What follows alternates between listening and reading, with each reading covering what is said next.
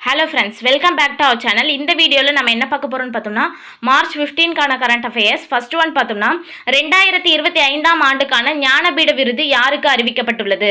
கவிஞர் வைரமுத்து அவர்களுக்கு தான் 2025ஆம் ஆண்டுக்கான ஞானபீட விருது அறிவிக்கப்பட்டிருக்கு. இந்தியாவின் சிறந்த எழுத்தாளர்களுக்கு ஒவ்வொரு ஆண்டும் விருது வழங்கி கௌரவிக்க ஒரு அமைப்பு அவசியம் என்று நாட்டினுடைய முதல் குடியரசுத் தலைவர் டாக்டர் ராஜேந்திர பிரசாத் அவர்கள் வலியுறுத்தினார்.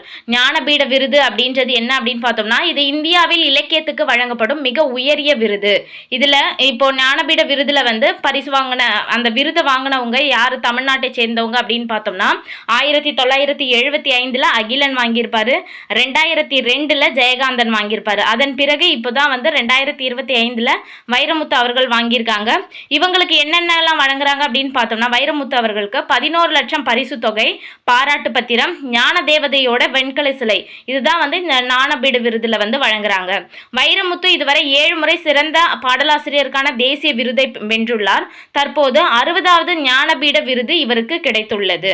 அடுத்து, ஆரம்ப கல்வியில் மனப்பாட முறைக்கு பதிலாக எந்த நாட்டின் மாடல் மாணவர்களின் திறன்களை வளர்க்கும் மதிப்பீட்டு முறை அறிமுகம் செய்யப்பட்டுள்ளது? பின்லாந்து நாட்டினுடைய மாடல் தான் ஆரம்ப கல்வியில மனப்பாட முறைக்கு பதிலாக இந்த நாட்டினுடைய மாடல் அறிமுகம் செஞ்சிருக்காங்க. இதனால மாணவர்களினுடைய திறன்களை வளர்க்கும் மதிப்பீட்டு முறை அறிமுகம் செய்யறதுனால நம்ம மாணவர்களோட ஸ்கில்ஸை நிறைய டெவலப் பண்ண முடியும் அப்படின்ட்டு சொல்றாங்க. சர்வதேச விமான நிலைய அந்தஸ்தை எந்த நகரின் விமான நிலையம் பெற்றுள்ளது? மதுரை விமான நிலையம் தான் சர்வதேச விமான நிலைய அந்தஸ்தை பெற்றிருக்கு. தமிழகத்தினுடைய 3வது பெரிய நகரம் தான் மதுரை. அடுத்து பார்த்தோம்னா பாகிஸ்தானுக்கு எதிராக 1971 போரில் முக்கிய பங்காற்றிய பிரிகேடியர் யார் காலமானார் அப்படின்னு பார்த்தோம்னா வி.ஆர். சுவாமிநாதன் அவங்க தான் காலமாயிருக்காங்க.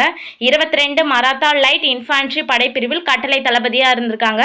இவர் நிறைய பங்காற்றியிருக்காரு. அந்த எல்லா போர்களுக்கும் பார்த்தோம்னா இந்த 22 மராத்தா லைட் இன்ஃபான்ட்ரி இந்த படைப்பிரிவு தான் முன்னாடி செல்லும் அப்படின்ட்டு சொல்லியிருக்காங்க. இதனுடைய கட்டளை தளபதியாக யார் இருந்திருக்காங்க? வி.ஆர். சுவாமிநாதன் அவங்க. அடுத்து, வாழ்க்கை, சட்டம் மற்றும் இலக்கியத்தில் ஒரு நீதிபதியின் பிரதிபலிப்புகள் என்ற தலைப்பில் புத்தகம் எழுதியவர் யார்? என். ஆனந்த் வெங்கடேஷ் அவங்க தான் எழுதியிருக்காங்க. வாழ்க்கை, சட்டம் மற்றும் இலக்கியத்தில் ஒரு நீதிபதியின் பிரதிபலிப்புகள். இவர் யாரு அப்படின்னு பார்த்தோம்னா சென்னை உயர் நீதிமன்றத்தோட நீதிபதி தான் என். ஆனந்த் வெங்கடேஷ் அவங்க. எங்கு புதிய மெகா சர்வதேச விமான நிலையம் அமைக்க ஜெர்மன் இந்தியா பிசினஸ் அலையன்ஸுடன் உத்தரப்பிரதேச அரசாங்கம் ஒப்பந்தம் மேற்கொண்டுள்ளது? நொய்டால புதிய மெகா சர்வதேச விமான நிலையம் அமைக்க தான் உத்தரப்பிரதேச அரசாங்கம் ஜெர்மன் இந்தியா பிசினஸ் அலையன்ஸுடன் ஒப்பந்தம் மேற்கொண்டிருக்காங்க. ஓகே ஃப்ரெண்ட்ஸ், இந்த வீடியோ உங்களுக்கு பிடிச்சிருந்தா லைக் பண்ணுங்க, உங்க ஃப்ரெண்ட்ஸ்க்கு ஷேர் பண்ணுங்க, மறக்காம சப்ஸ்கிரைப் பண்ணுங்க. தேங்க்ஸ் ஃபார் வாட்சிங்.